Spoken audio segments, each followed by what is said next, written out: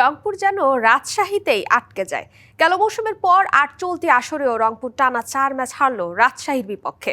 হৃদয়ের সেঞ্চুরি মিসের আক্ষেপ ছাপিয়ে গেছে দলের 7 উইকেটের পরাজয়ে।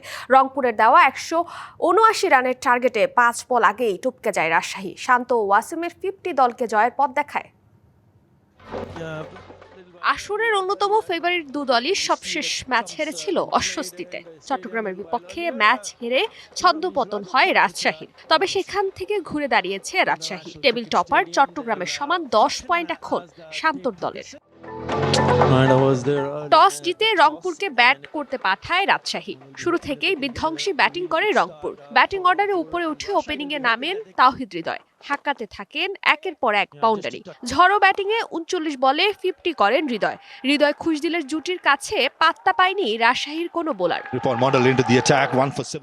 শেষ ওভারে 44 রানে খুশদিলকে ফিরিয়ে 105 রানের পার্টনারশিপ ভাঙেন জিমি নিশান।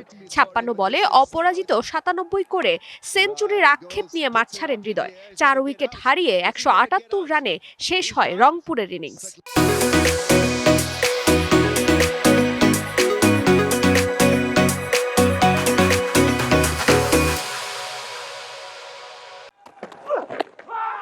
জবাবে ব্যাটে নেমে প্রথমেই হোঁচট খায় রাজশাহী। তৃতীয় ওভারেই আকিব জাভেদের বলে আউট হন তানজিদ তামিম। তবে পরে দলের দায়িত্ব তুলে নেন নাজমুল হোসেন শান্ত ও মোহাম্মদ ওয়াসিম। তাদের ব্যাটে ভর করেই জয়ে পৌঁছে যায় রাজশাহী।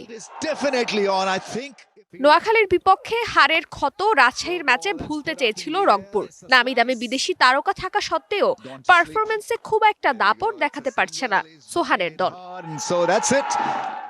ফারজানা জাহান প্রিয়া, ডিবিসি নিউজ ডেস্ক।